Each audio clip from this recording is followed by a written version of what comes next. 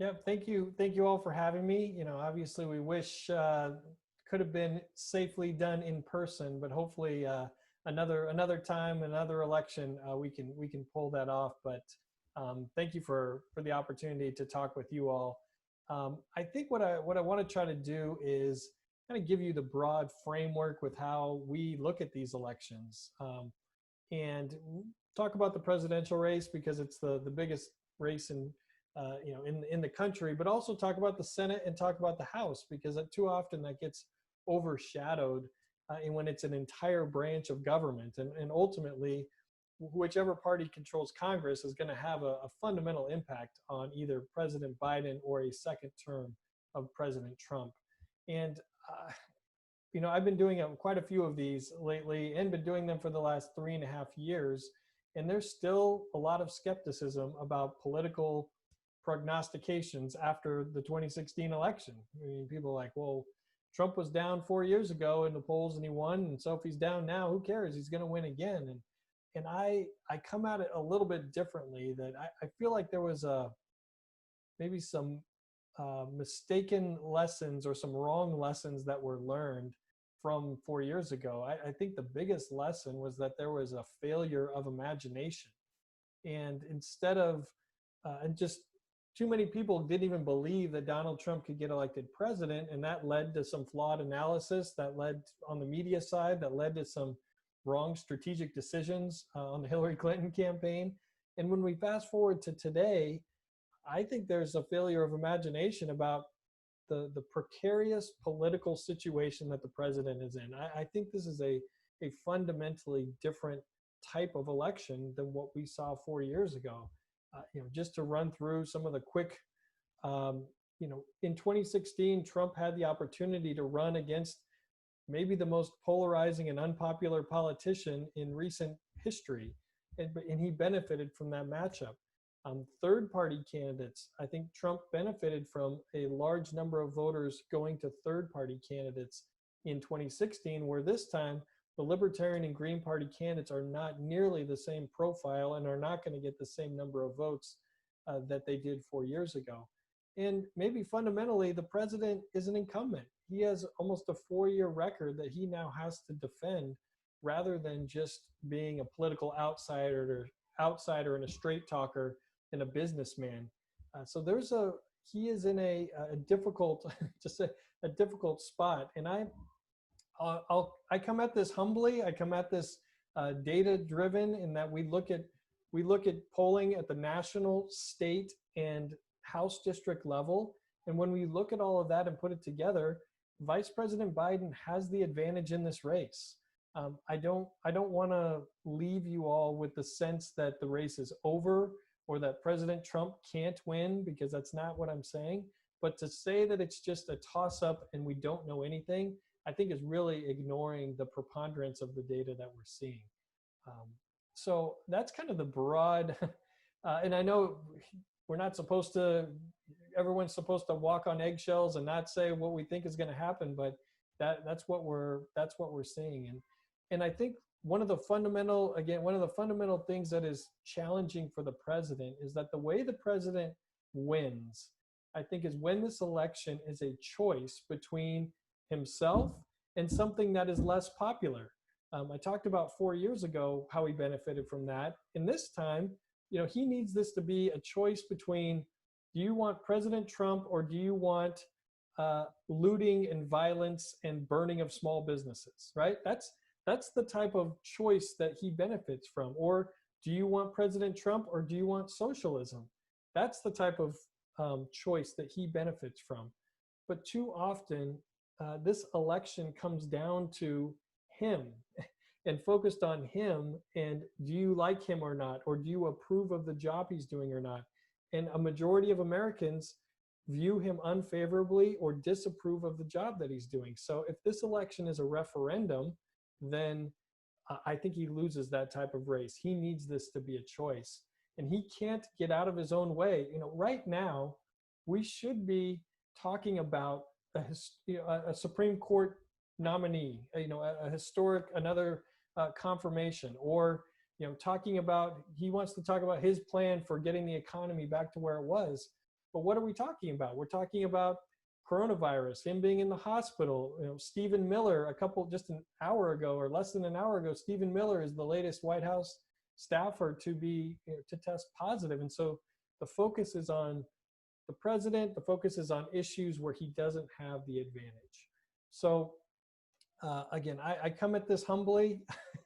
I do have maybe some PTSD from 4 years ago, and like, oh man, is it all going to be wrong? Am I going to be able to pay for this house renovation?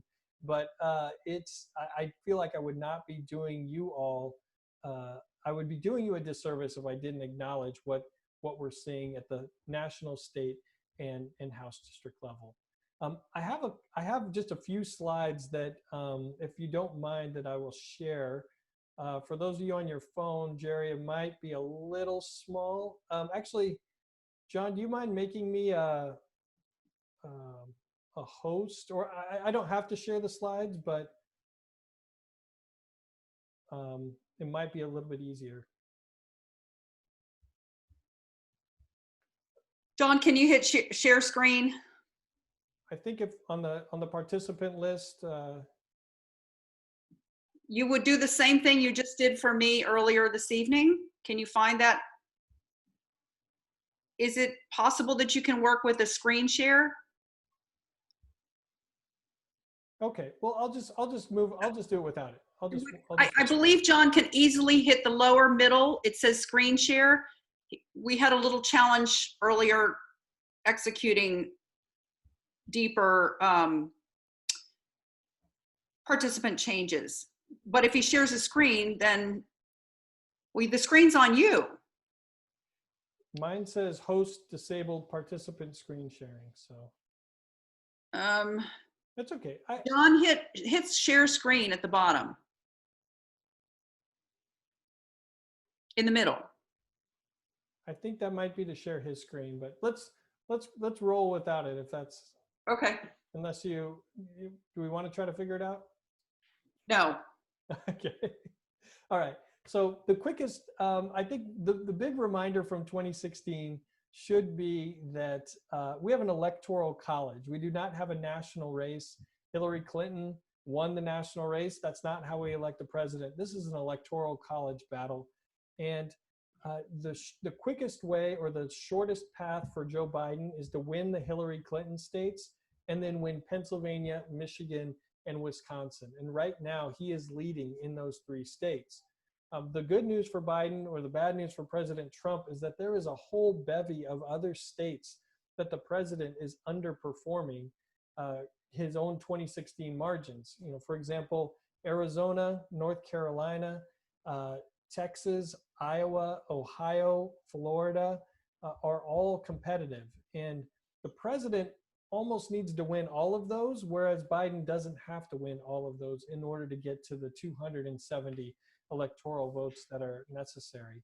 And we are seeing almost an across the board dip. When you just compare Trump with where he is today versus where he was 4 years ago, he is slumping either at least 5 to 7 points, if not more, almost across the board. Even, for example, in Montana, the president won, or then candidate Trump won Montana by 20 points. He's probably winning it by about 8 or 9 points today. So he's still winning some of these places, but just significantly down. Or South Carolina, for example, he won by 15. He's winning it by about 7 or 8 this time. There was just a poll that came out in West Virginia. West Virginia, he won by more than 40 points. And he was winning it by 26 this time. So again, he's going to win a lot of these red states, but his margins are down, and that's having an impact on House and Senate races. The reason why I have a little bit more confidence in declaring states such as Texas being a battleground is because we're also looking at the House district level. We're watching 6 to 8 competitive House districts in Texas, a lot of them in the suburbs of in North Dallas and in Houston, San Antonio, Austin, and the president continues to struggle in the suburbs, and he's underperforming. So that makes sense about why statewide Texas would be competitive. because we see in these individual districts where he's not performing where he was 4 years ago. So this race, again, the race isn't over, but time is running out. Republicans don't have until November 3rd to sort of change the dynamic or change the trajectory, because tens of millions of voters are going to cast their ballots early, maybe in person or by mail. So by the time we get to November 3rd, I would say at least half of the electorate will have already voted. So Republicans can't afford to peak on Halloween or peak in early November, because there's just a fewer number of people that haven't voted and will be open to persuasion. And that's why when any breaking news events happen, I start as skeptical that they will be political game changers. I mean, we've gone through so many historic events, and they have had very little impact on the race, because I think the bottom line is that the president, most Americans have already made up their mind whether they like him or not, and they've made up their mind whether they're going to vote for him or not. So we're talking about a small universe of people who are really open-minded about changing their vote and being persuadable. If I had my ratings chart up, Virginia, this is going to be a shocker to you, is not a presidential battleground this time around, and that is a pretty quick transformation from not being a battleground on the Republican side to not being a battleground on the Democratic side. And I think a lot of it is being driven not just by Northern Virginia, but in your area, also in Rico County, in the Richmond suburbs. As those areas grow and have become more democratic, that is driving a lot of the movement overall that we see across the Commonwealth. Let me move ahead to the Senate and the House, and then we'll come back for Q&A. Is that okay? Okay. On the Senate side, the bottom line on the Senate is that I think Democrats are most likely to gain control of the Senate, but it is very competitive. I'm less certain about which party is going to control the Senate than I am about who is leading in the presidential race, if that makes sense. Democrats need a net gain of 4 seats to get to the majority, but they can control the Senate by gaining 3 seats and winning the White House, because then Vice President Kamala Harris would be the tiebreaker in any 50-50 votes. So it's 3 or 4. And since I just said that I believe Biden has the advantage, that means that the threshold would be 3. And our current projection in the Senate is a Democratic gain of 3 to 5 Senate seats. Would I be totally shocked if Democrats only gain 2 and Republicans barely hold on? I wouldn't be shocked. Would I be surprised if Democrats gain more than 5 seats? I wouldn't be shocked either. But our most likely range right now is that 3 to 5. And part of it that we're seeing is that the most likely, or almost all of the vulnerable Senate seats that we're looking at are currently held by Republicans. There's really only 2 vulnerable Democratic senators, Doug Jones of Alabama and Gary Peters in Michigan. All of the other competitive or vulnerable senators are Republicans. Cory Gardner of Colorado, Martha McSally in Arizona, Joni Ernst in Iowa, Susan Collins in Maine, Tom Tillis in North Carolina, Steve Daines in Montana. Then there's this whole other tier of races, both seats in Georgia, an open seat in Kansas, John Cornyn in Texas, even Lindsey Graham in South Carolina has a now competitive race that wasn't competitive 6 months to a year ago. So there are just a lot of softness on the Republican side. And this is being driven some by Democratic challengers and some by Democratic fundraising, but with the president underperforming, that opens the doors of opportunity for Democrats, because it requires fewer crossover voters that Democratic candidates need in order to win. I mean, if the president was winning Texas by 9 points like 4 years ago, then we wouldn't. I don't think we'd be talking about the Texas Senate race. But because Texas is neck and neck at the presidential race, maybe Trump is up 1. That opens the possibilities for Democrats to win that Senate seat. And just to give you a little nugget of trivia, for your next dinner. In 2016, the presidential ballot, the presidential result and the Senate result matched up in every single state. Voted for the same party for president in the Senate, and that is an indication of I think the lack of an appetite for ticket splitting. There might be a state or two that would split, that will split its ticket, but that will be the exception rather than the rule. And that's even a good transition to the House side, where in the past two presidential elections, 92% and 94% of House districts voted for the same party for president and the same party for the House, and so that matters. The House, our projection in the House is that in almost every scenario, Democrats are going to maintain control of the House. The question is whether they will even expand their majority, and that's a very real possibility right now. And where specifically the second district comes in is a sort of a microcosm of the Republican challenges nationwide, meaning coming into the cycle, Congresswoman Luria was at the time, it was one of 31 Democrats who represented districts that President Trump carried in 2016. And so they were looked at as initially vulnerable, and those were the people who were key to Republicans getting back to the majority. But as the cycle has progressed, there's no guarantee that the president is going to win the second district again. He won it by 3 points 4 years ago, but almost all of the polling that I've seen, the president is losing to Joe Biden in the second district. And so that's making it difficult for Congressman Taylor to really bounce back. And Republicans, after 2018, when Republicans, they got thumped. I mean, they lost 40 seats and they lost the majority, but they thought that was the worst, that was the best case scenario for Democrats, or that it couldn't get worse for them. And the thinking was, okay, President Trump wasn't on the ballot. There were some Republicans who like him, and they didn't turn out because the president wasn't on the ballot, but they're going to be they're going to come out to vote in 2020 when he is on the ballot. And on one hand, I understand all of that, but what maybe Republicans haven't counted on is that the president just continues to hemorrhage support in other areas. I mean, women with a college degree are no longer even swing voters. I mean, they're so Democratic. Now he's struggling with men with the college degree.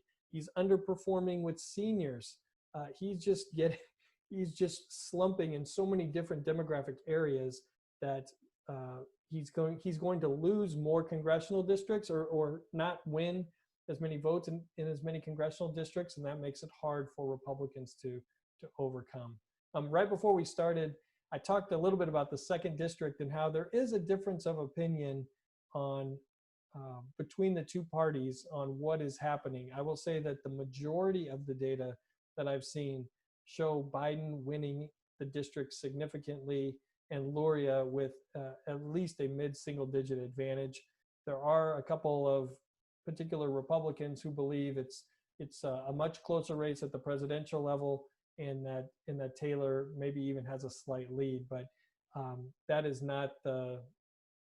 more of an outlier from what I've seen rather than the majority of the data. I mean, if Congressman Taylor ends up winning, I think that doesn't necessarily mean that Republicans are getting back to the House majority, but that it may not be a catastrophic night for them.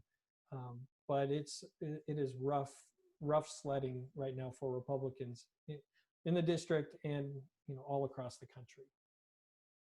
So I have other points, but I kind of think we have a small enough group and there's probably enough questions that we could probably turn this into a conversation if you'd like.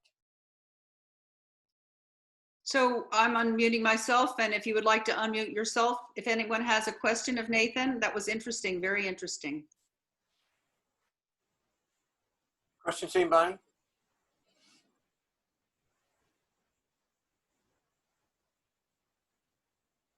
Sorry.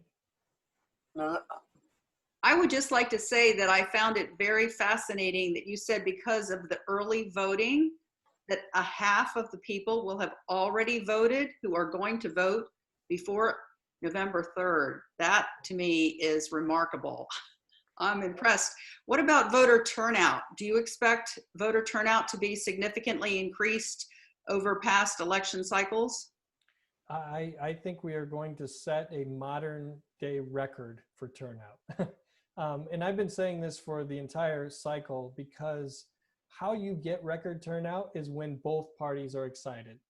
And right now, both parties are kind of turned up to 11 out of 10 on the turnout scale because, I mean, the president is turning out both parties, right? He's turning out his supporters and he's turning out Democrats against him.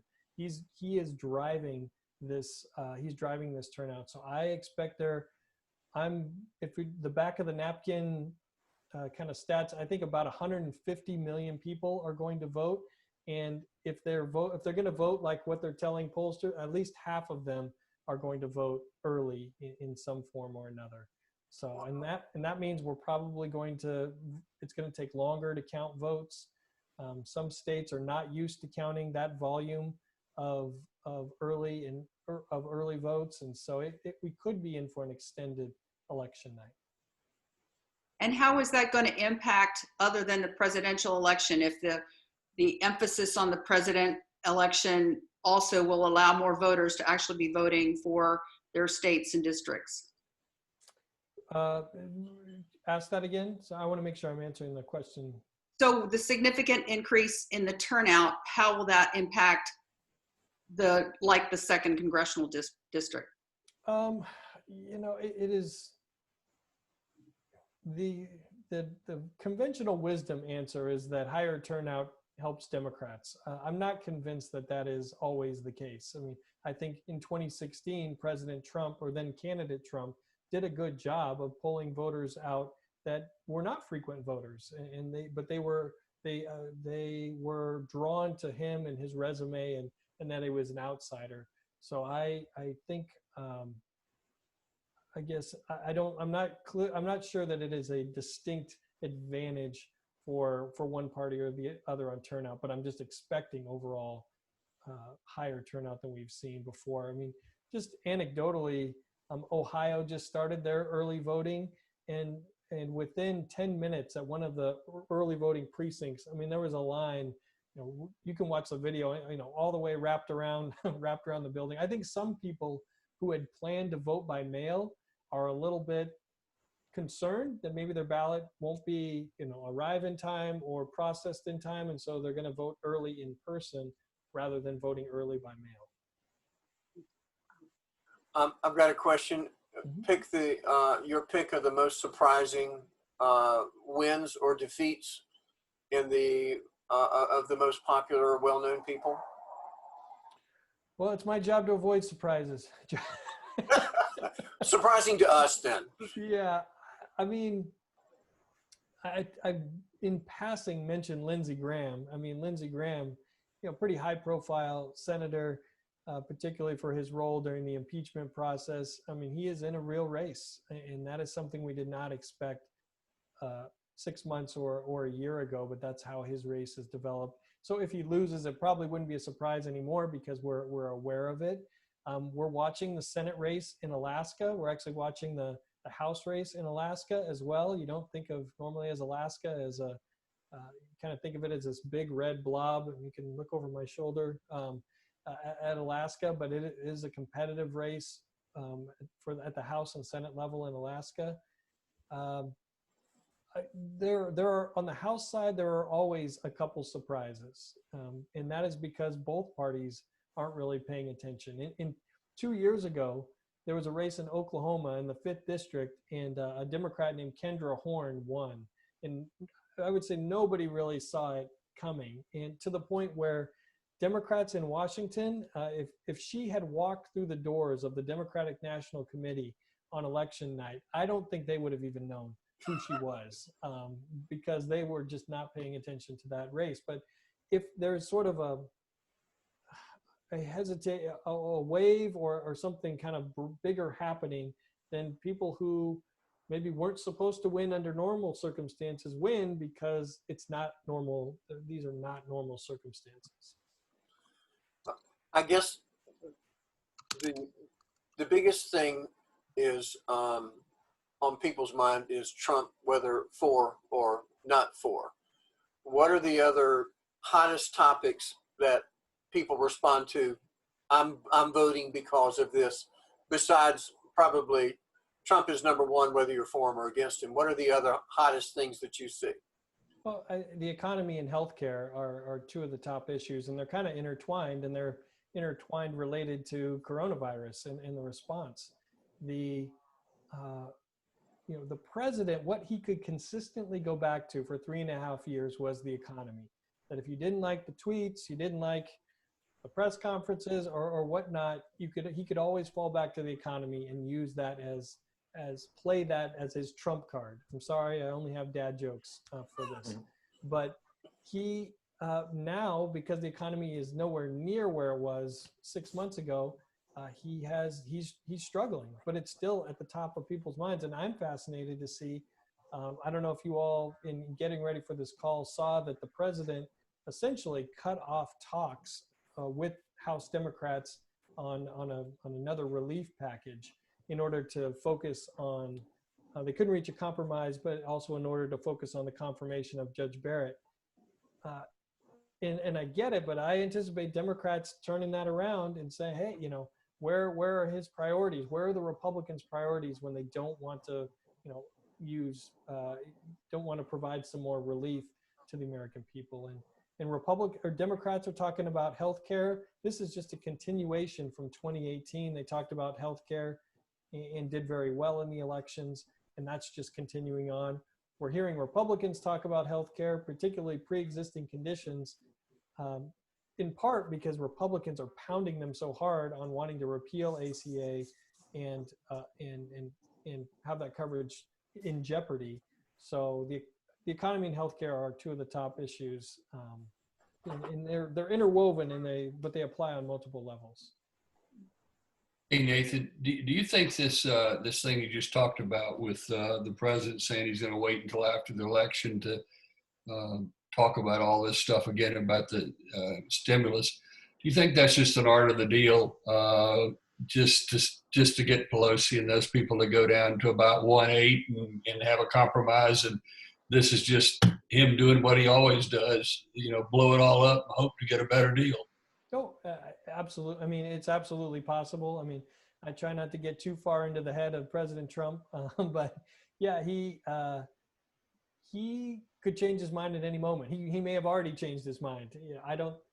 And I think at his core, he's a deal maker. I think he's a deal maker more than a Republican. This is kind of a whole other topic, but I think he used the Republican Party to get to where he is. I don't think he really holds a lot of core Republican issues or values near and dear to his heart. He just wants to get a deal and say it was the greatest deal in the history of the world and take credit for it and move on. And so it's possible he comes back around, particularly if he sees the stock market or his polling go down. I mean, those are two things that he cares about, particularly the stock market. And initially, when he said it, I mean, what it went dropped 300 points, right before close. So that is something that speaks to the president. The stock market speaks to the president. Good stuff. Any other questions, anybody? I'll give you one other, while you think of another question, but I wanted to also look ahead a little bit, if I could plant something in your head, that when these election results are finally over, we have to listen carefully to the politicians to see what they learned from the election, because that's going to help us know how they're going to behave. For example, if Democrats have a good night, have a good night that I've kind of laid out. Biden wins, Democrats control the Senate, they expand the majority in the House. Democrats are going to say, we have a mandate. Voters love us. They love everything we're doing. And I think the temptation for them is going to be, they're going to be try to legislate to the left or more liberal or more progressive, because they think that they have the backing of the American people. Now, if Democrats do well, I don't think it's going to be because voters love everything the Democrats are talking about. It's going to be because just too many Americans are tired of the president and they're tired of Republicans always answering for him. But again, it matters less what happens than what the politicians think happened, because that is going to drive their behavior. And if Democrats get in power and they go too far to the left, they're just setting themselves up for a backlash in the 2022 midterm elections, when voters will say, whoa, whoa, whoa, hold on. We need to send some more Republicans to Washington to keep an eye on those Democrats and keep them from going off the deep end or taking the country off the deep end. But along these lines, we also have to listen to how Republicans talk about these results, because I could see it going a couple different ways. If Democrats do well, Republicans could first of all say, wow, I didn't see that coming. I was watching one channel and they said the president was going to win, and I appreciate the president for winning for 3 Supreme Court justices, hundreds of other judges. I liked his policies, but he got thumped, and we need to move the party in another direction.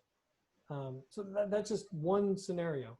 But I could see it going another way, where if Democrats win, Republicans could say, that was one big fraud. That election, all those mail-in ballots, Democrats just kept counting them until they got ahead, and then they stopped counting them.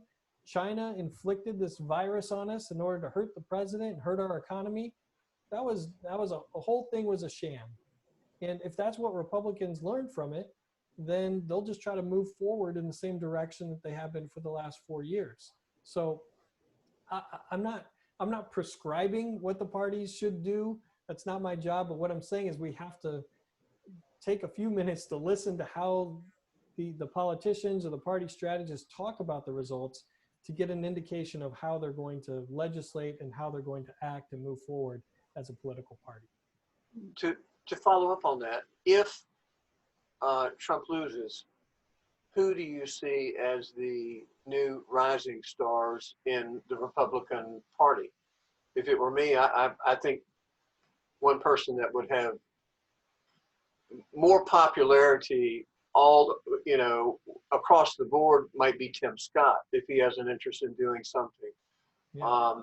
But do you see any others that are waiting to see, after this is over, I'm going to make a move, or I want to make myself available for the next step? Yeah. How much time do we have? Well, the short answer is all of them, because they're politicians. And I get that. Here's the dynamic that I think it's going to be messy for the Republican side.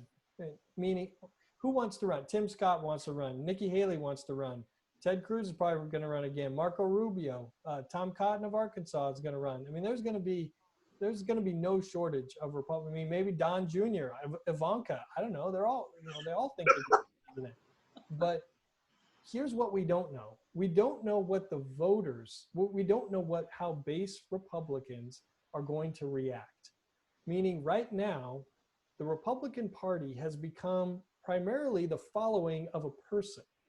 It has become less about what specific issues or policies. It's become a following of Donald J. Trump. And I don't, this is just looking at it from an outsider's perspective. So where this gets messy is, it comes to your question, when Trump isn't the president anymore, this might even be 4 years from now. It's going to be a messy transition, because no one else is Donald J. Trump. Everyone, when we're looking at House and Senate races, we see candidates in their ads, everyone's trying to be Trump, and they're put on a red hat and they're trying to straight talk it and be like it. And it looks silly, or it looks mean. It just doesn't work, because he can deliver things in a way that no one else can. And so I foresee in the future for the Republican Party, when this transition comes, you'll see all sorts of Republicans stand up and say, I'm ready to lead. Let's go. Get behind me. Mike Pence. I mean, we didn't even mention Mike Pence. It's like, all right, I was VP. I'm ready to go. And voters are going to look around and say, who are you? I'm not. I want Trump. Trump's my guy. And sorry, the last, you got me on a soapbox, but the last thing that's going to be challenging for Republicans is that the president's not going to go away, right? Normally, when someone is not the president anymore, they kind of take a step back.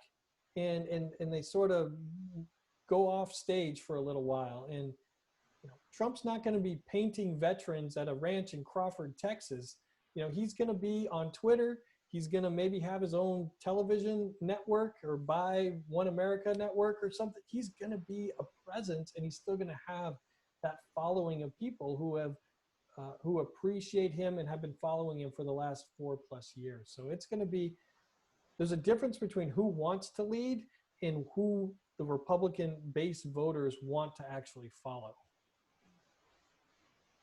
Hey, Nathan, you painted a pretty clear picture that the Republicans are pretty much in trouble from all three angles. I think most people that are conservatives right now are more concerned about something else. I think that even today, the Supreme Court ruled or did a preliminary ruling that would have never happened if Ginsburg was still on the court. And that's without an additional conservative judge. What do you think the chances of packing the court are?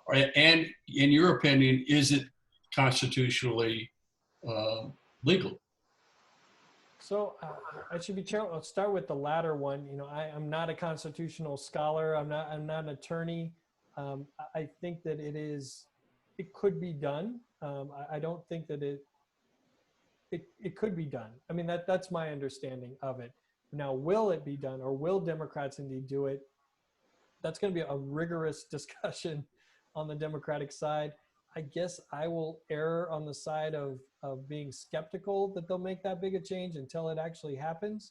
But I've learned over the years to be open-minded about the possibilities. I think that's the short. We can't rule it out. I mean, for years now, at least for the last 4 years, I have ruled out ruling things out. You can write that down if you want. Ruled out ruling things out, but that would be that'd be a big change. And in a way, I think it would be, because these Supreme Court vacancies kind of grip the country, right? If we had more justices and that those openings are happening more frequently, and it just brings everything else to a standstill, if we're constantly dealing with a renomination and a nomination and a confirmation of a justice, I just don't know that is good long-term, for getting other things done that need to be addressed in the country.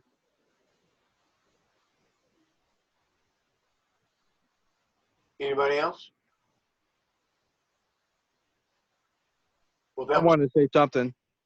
Yes, sir. Go ahead, Jerry. Yeah, the polls were like so wrong the last election cycle, and people keep referencing to the polls that are going on now.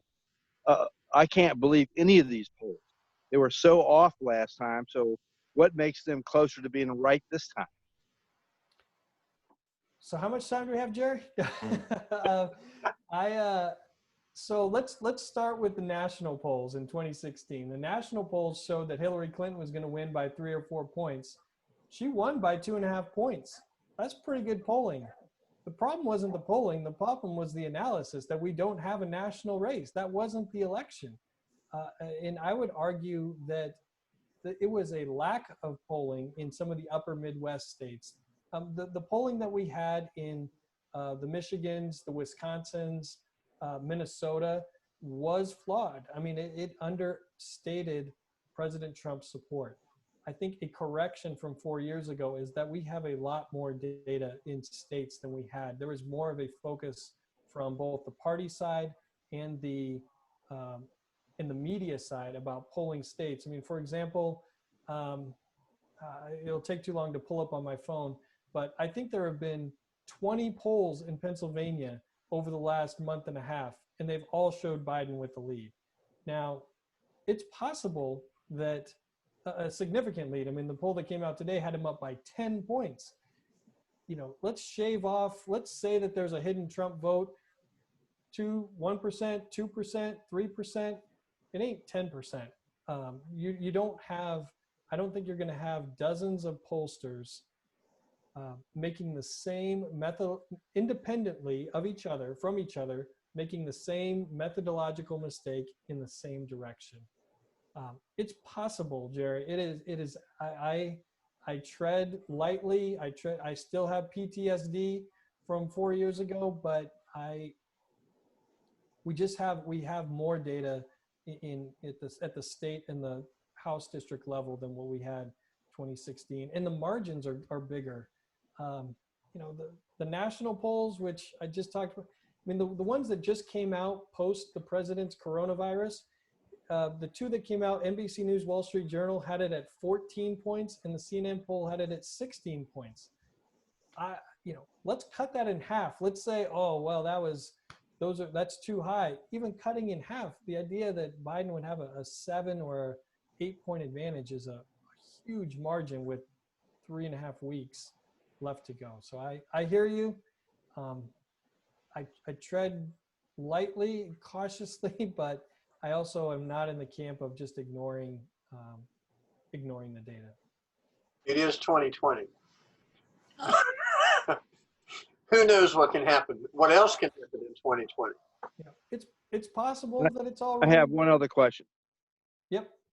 The implication that, believe it or not, that Hillary, Biden, and Obama were involved in this false, I'll use the acronym, the witch hunt for Trump. Do you think that this is going to blow back on them, this election, that they all had their hands dirty politically? What do you think about that? I think it's driving Republican turnout. I think for the people that support President Trump, it is a key reason why they're going to vote and why they continue to support the president, because of the raw deal or the witch hunt they believe that he's been subjected to. I mean, put impeachment in that as well. I think for voters that are less partisan or more moderate or in the middle, the more pressing issues are the more current ones about how is the president handling coronavirus? How is he handling the economy? Who do they trust to handle those issues moving forward? So I see what you were talking about initially. I see that as part of driving the base, but lower down on the issues, a priority of issues for voters that are more in the middle. Thank you.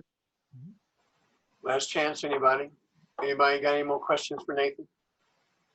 Thank you, Nathan. I've really appreciated all of your insights. Great. Yeah, no, thank you. And we'll find out in 3.5 weeks whether this is my last time with you all. So The real estate is good down here as well. yeah, well, it's beautiful. It's beautiful down there. Hopefully, we'll get a chance to do this in person safely in the future. Thank you for making yourself available in this form, and we appreciate it very much. No, thank you all. Appreciate Have a good evening. Thanks to everyone for Good joining us. Good evening. Thank you, Nathan. Bye-bye.